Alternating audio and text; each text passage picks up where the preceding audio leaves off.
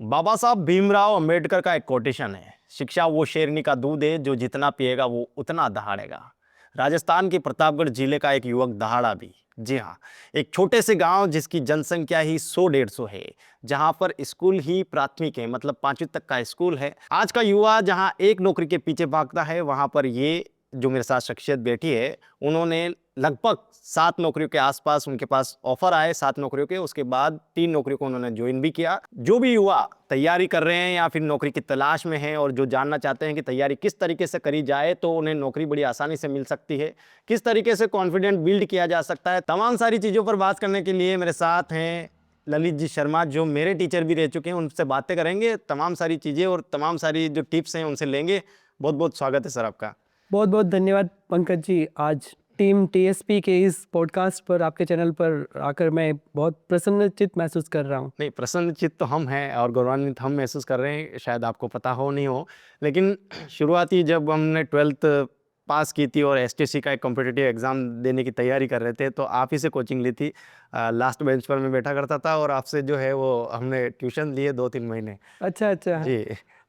फिर ये तो गौरवान्वित करने वाला मेरे लिए भी एक खुशी का पल है, जी, क्योंकि आप जिस मुकाम पर आज पहुँचे हैं वहाँ से आप समाज को नई दिशा और दशा प्रदान कर रहे हैं। समाज के उस मंच को आप कवर कर रहे हैं जहाँ से हर किसी व्यक्ति को प्रभावित भी किया जा सकता है और व्यक्ति तक सही न्यूज़ को, सही सूचना को पहुँचाया भी जा सकता है। जी। तो इसके लिए पंकज जी आपको बहुत बहुत बधाई हो पहले तो ये सर जो हमारा पॉडकास्ट सेगमेंट है, जो इंटरव्यू आज हम कर रहे हैं, इसमें आपको इसलिए चूज़ किया हमने या आपको इसलिए इनवाइट किया है क्योंकि आप जो है जहाँ युवा 1-2 नौकरी के पीछे भाग रहा है या फिर एक नौकरी लेने की तलाश में मतलब दर-बदर भटक रहा है, तैयारी कर रहा है, तमाम सारी कोशिशें कर रहा है, हाथ-पैर पटक रहा है, फिर भी एक नौकरी जो है उसको जो सपना है, वो पूरा नहीं कर पा रहा है। वहीं पर आपने 7-7 नौकरियाँ लेकर छोड़ दी, मतलब माफ़ कीजिए 6 नौकरियाँ आपके पास मौके थे उनको जॉइन किया जाए, फिर वो छोड़ तो। के अभी जो है पीजी कॉलेज में असिस्टेंट प्रोफ़ेसर के पद जी पर आप हैं। जी जी पंकज जी। ये कैसे किया है? ये थोड़ा बताइए ज़रा।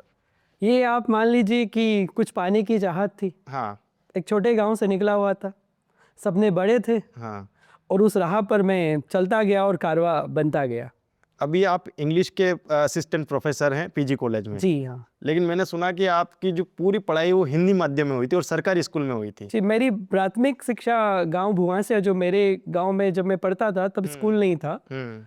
आज भी मेरे गांव में, जैसा कि आपने बताया, कि वहाँ केवल प्राइमरी स्कूल है। वो प्राइमरी स्कूल भी तब खुलता है जब मैंने क्लास 12 तक की मैं पढ़ाई पूरी कर चुका था। तो मैं अच्छा। अपने गांव से 3 किलोमीटर की दूर एक प्राथमिक विद्यालय में जाता था, जो सरकारी स्कूल था। हाँ। फिर यहाँ पर प्रतापगढ़ शिफ्ट हुआ और यहाँ पर प्रतापगढ़ जो हायर सेकेंडरी स्कूल है, गवर्नमेंट सीनियर सेकेंडरी स्कूल है, वहाँ से मैंने पढ़ाई की।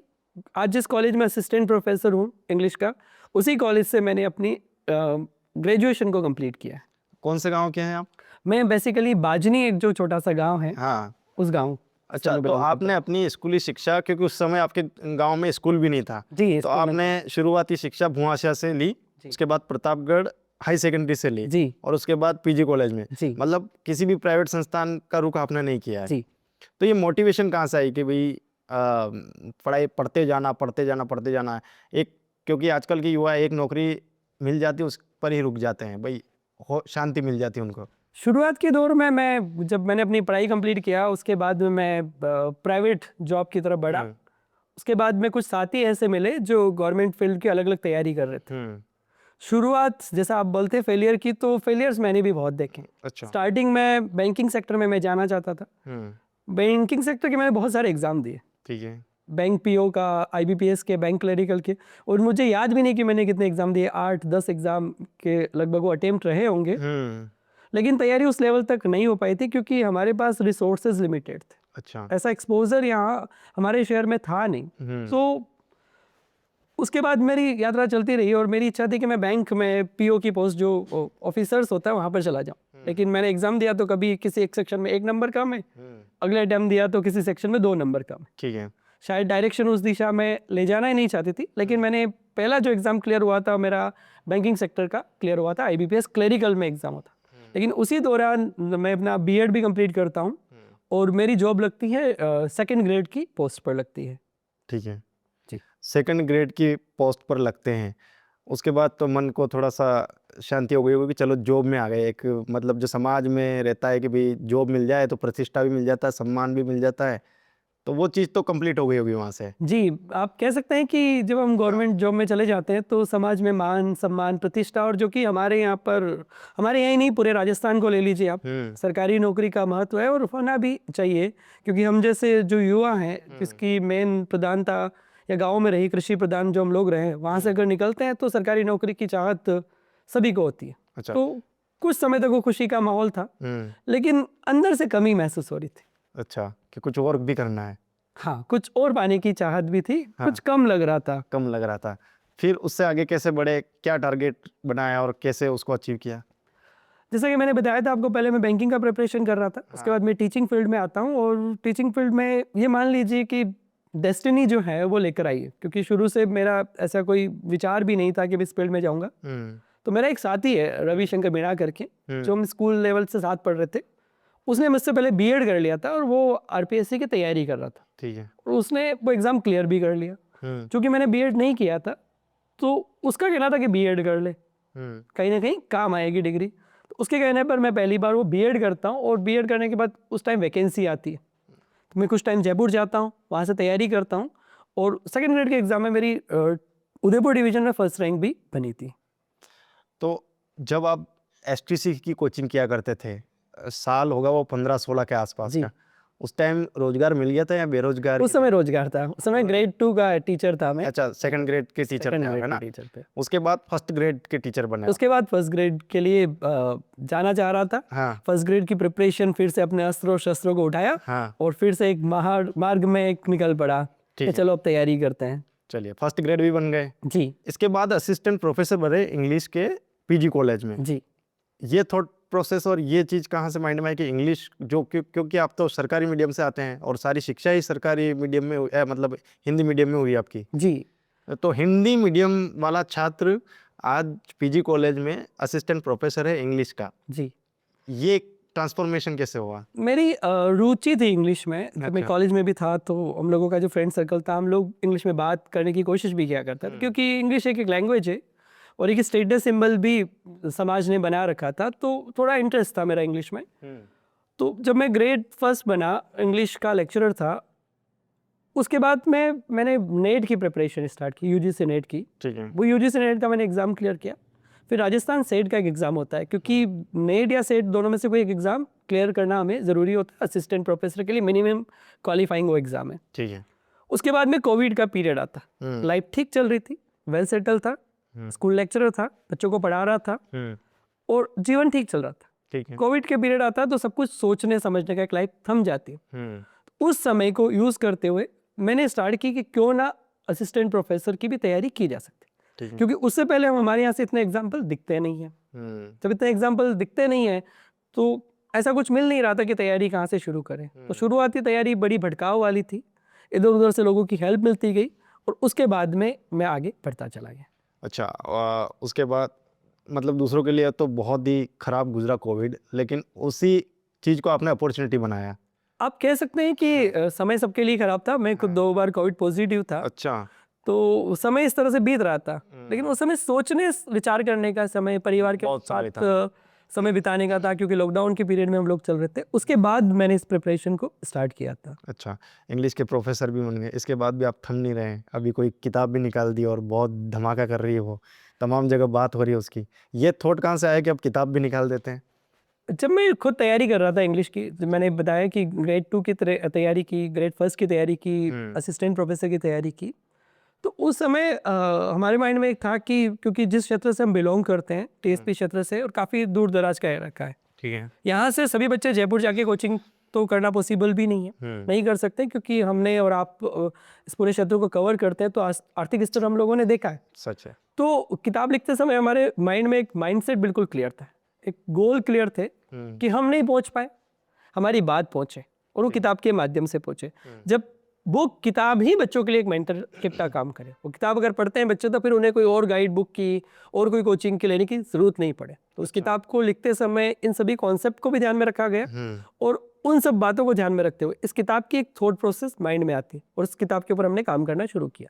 नहीं, तो ये जो किताब है इसको पढ़ के मतलब कौन सा एग्जाम दे सकते हैं बच्चे? ये किताब हमने लिखी है बेसिकली आरपीएससी सेकंड ग्रेड जो grade। इंग्लिश है, और इंग्लिश में भी लिटरेचर सेक्शन के लिए लिखी। अच्छा, पूरी किताब इंग्लिश में है? पूरी किताब इंग्लिश में। अच्छा, सेकंड ग्रेड टीचर बनते हैं, फिर फर्स्ट ग्रेड टीचर बनते हैं, फिर असिस्टेंट प्रोफेसर बनते हैं, फिर एक बुक भी पब्लिकेशन करवा देते हैं, मतलब बुक भी आपकी मार्केट में आ चुकी है। जी।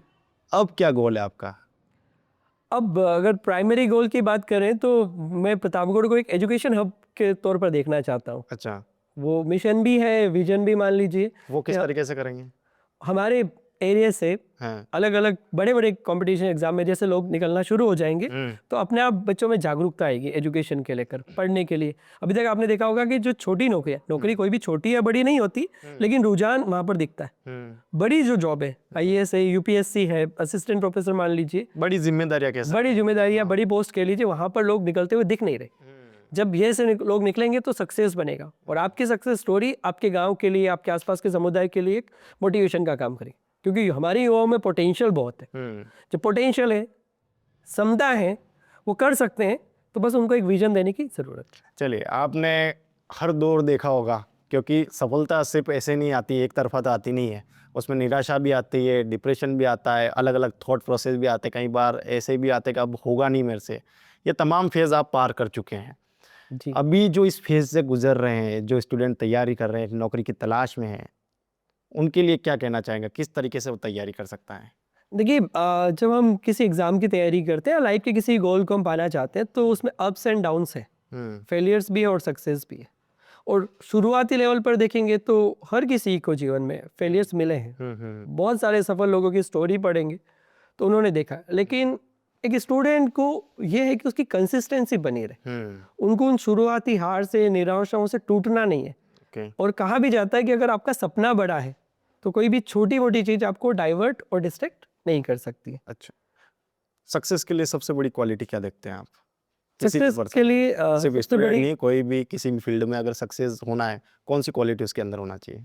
Self discipline and consistency. ये 2 वर्ड हैं जिसमें आप सक्सेस हो सकते हैं। हाँ, क्योंकि बहुत सारे लोग सक्सेस हुए हैं। कंसिस्टेंसी और सेल्फ डिसिप्लिन। सेल्फ डिसिप्लिन नहीं होगा तो केवल अलार्म आप 5 बजे का लगा लीजिए कि सुबह 5 बजे अलार्म लगा के उठ के पढ़ने बैठना है। हाँ। लेकिन वो अलार्म बार बार स्नूज होता जा रहा है, आप बंद करते जा रहे हैं और आप उठ नहीं पा रहे, तो that is the lake of self discipline. Okay, पिछले 12 सालों में ऐसी कोई अचीवमेंट, क्योंकि 12 साल से आप टीचर हैं? हाँ, 12 साल से। टीचिंग फील्ड में है ना, ऐसी कोई अचीवमेंट जिसको याद करते हैं कि हाँ नहीं यार, मेरा टीचर बनना मतलब वो फुलफिल कर दिया है मैंने? एक अचीवमेंट आप सामने बैठे हैं, अपने आप में एक बड़ी उपलब्धि है। आप बताओगे कि वो, लेकिन एक गौरव इसके वाली अलावा बात ऐसा है। कोई कि यार जी, मैं तो सोचता हूँ अच्छा कि लगता है जब मैं अपने पढ़ाए हुए स्टूडेंट को किसी जॉब में देखता हूँ। ऐसे कई सारे स्टूडेंट हैं जो पढ़कर मुझसे सेकंड ग्रेड टीचर बने, रीड पास करके वो टीचर बने, पुलिस की जॉब में, कांस्टेबल की जॉब में गए। कुछ बच्चों ने अलग अलग एग्ज़ाम पास किया, कुछ साथियों ने आरएस का एग्ज़ाम भी पास किया है। तो अलग अलग क्षेत्र में पढ़ाए हुए स्टूडेंट्स हैं और वो काफ़ी अपने अपने क्षेत्र में काफ़ी अच्छी मेहनत से वो काम भी कर रहे हैं। अच्छा, अभी भी कुछ तैयारी कर रहे हैं या अब बस बुक भी निकल गई, ये सारी चीजें हो गई तो अब शांति से बैठ गए हैं? ऐसा कंपटीशन एग्जाम की तो कोई तैयारी नहीं कर रहा हूँ। हाँ। बुक पहली है, आप इसे शुरुआत मान लीजिए। अच्छा, और भी बुक्स आ ये सकती हैं? अंत नहीं है। हाँ, उम्मीद रही है अगर आगे सब कुछ अच्छा रहा तो अगली बुक पे काम भी करेंगे और काम चल भी रहा है। ठीक है। और एकेडमिक एक्सलेंस की बात करें तो अभी मैं अपना PhD, as a PhD scholar भी आप मुझे कह सकते हैं। मैं अपनी पीएचडी का स्टूडेंट हूँ। तो हो सकता है कि आपको 3-4 साल बाद वो नाम के आगे डॉक्टर जो एक टाइटल है वो दिख जाए। बिल्कुल। तो जब भी आपकी पीएचडी हो जाएगी उसके बारे में भी हम एक विस्तृत चर्चा करेंगे, एक पॉडकास्ट जरूर करेंगे उस पर भी। जी। एक सवाल मेरा प्रतापगढ़ के युवाओं के लिए, प्रतापगढ़ की युवाओं के लिए आपका क्या संदेश रहेगा? प्रतापगढ़ के युवा काफ़ी सशक्त भी हैं, काफ़ी मेहनती भी हैं और हर क्षेत्र में आप देखेंगे काफ़ी उन्नति और तरक्की भी कर रहे हैं। लेकिन हमारे पास रिसोर्सेज कम है, कुछ लिमिटेशन है। कई बार हमें लगता है कि हम एक छोटे क्षेत्र से बिलोंग करते हैं। ठीक है। तो प्रतापगढ़ के जो भी युवा है और स्टूडेंट विशेष करके जो तैयारी कर रहे हैं, उनसे ये कहूँगा कि बड़े सपनों के लिए बड़े शहरों की ज़रूरत नहीं होती। आप छोटे शहरों से निकलकर भी बड़े सपनों को पूरा कर सकते हैं। हमारा कंपटीशन जो है वो देश में है, देश से है, तो हमें माइंडसेट भी ग्लोबल रखना पड़ेगा। ग्लोबल रखना है। आपने भी तो छोटे गांव से निकलकर मुकाम जो हासिल करना चाहते थे वो जी किया? कह सकते हैं, अगर विल पावर स्ट्रोंग है, हाँ। डिटर्मिनेशन है कि हाँ मुझे करना है हम्म, और मैंने किया है, तो आप भी कर सकते हैं। हमारे पॉडकास्ट का एक असली उद्देश्य हाँ तभी सार्थक हो पाएगा कि हाँ सर ने किया है और हमारी इस कहानी से कोई युवा प्रभावित होता है हाँ और आगे बढ़ता है, तो इस खुशी जो हमारी इस पूरी टीम जुड़ी हुई इस पॉडकास्ट से सभी को बहुत खुशी होगी। ये तो एक मज़ेदार इंटरव्यू था। मुझे उम्मीद है कि आपको भी मज़ा आया होगा और जल्द ही इनके नाम के आगे डॉक्टर लग जाएगा, तो हम एक बार फिर से इंटरव्यू करेंगे और उस फील्ड के बारे में जो इनका एक्सपीरियंस रहेगा, इनकी जो जानकारी रहेगी उसके बारे में भी जानकारी लेंगे और आप तक पहुंचाने की कोशिश करेंगे। ललित सर के लिए आप क्या कमेंट करेंगे वो कमेंट कर दीजिए, ये जवाब देंगे सर। जवाब आपको अगर बच्चे बिल्कुल, आपके कमेंट करते हैं कमेंट तो आपको सेक्शन जवाब के सारे जवाब जी मैं यहाँ से आपसे प्रॉमिस भी करके जाता हूँ, हाँ कमेंट सेक्शन में सारे जवाब दूंगा।